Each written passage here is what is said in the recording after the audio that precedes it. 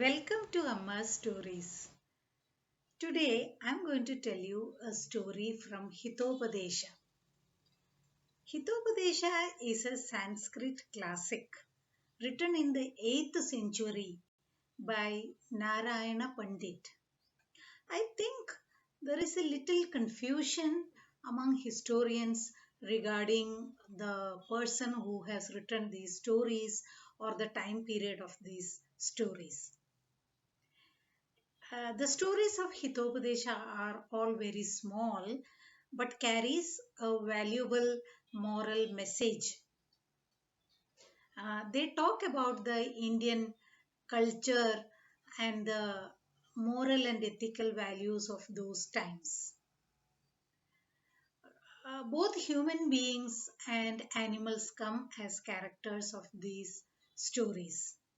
They are somewhat similar to Panchatantra or Jataka tales. Now let's listen to the story. Once upon a time, there lived a snake. His name was Mandavisha. Now, the snake was very old and he was lying near a well. A small frog came there hopping. The frog saw the snake, but the snake did not move and the frog was surprised. As you all know, frogs and snakes are dead enemies. So the frog asked, "Hello, Mandavisha, why are you not eating me up?" The snake said, or I would say something stirred the snake.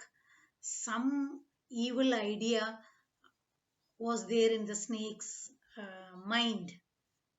So the snake said, in a very feeble voice, "Oh, I'm so old. I can't eat you because there is a story behind it." So the frog said, "Can you share the story with me?" The snake said, "Yes, I was in my previous birth a Brahmin priest's son. Accidentally, I killed a snake. My father, the Brahmin, was very, very furious because he believed in ahimsa. He did not like harming any animals or men.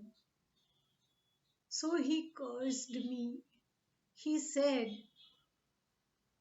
in your next birth, frogs will ride on you.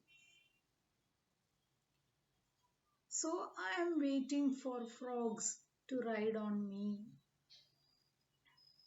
And then Mandavisha closed his eyes. The frog was surprised. So he ran to his king and he told the king that, "O king, you know, Mandavisha wants us to ride on him. Why don't you take a ride?" The king was thrilled.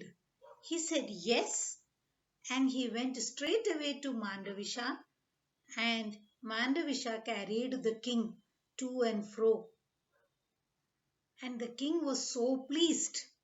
He said, "O snake Mandavisha, you can live in my palace, and tomorrow please carry my wife also along with me."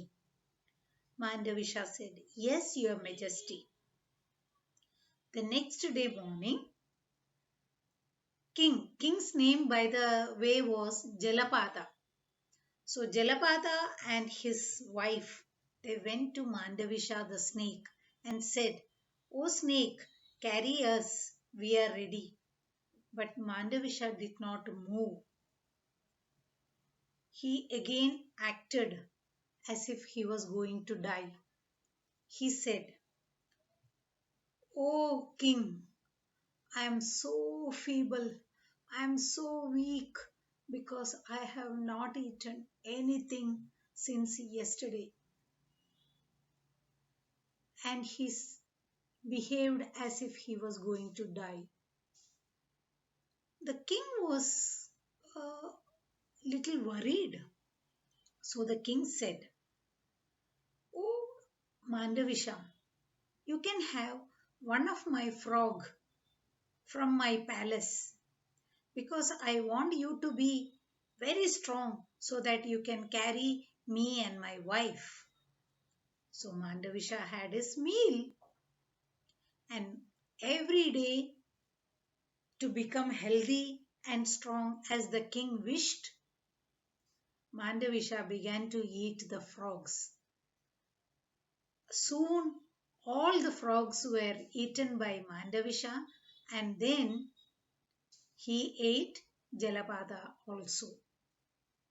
While dying, Jalapata thought, "I should have never believed my enemy." So, this is the story. As I said, all the stories are very small, but as the message of the story, let us also not believe our enemies. Please share this story with maximum number of people. Like, comment and subscribe.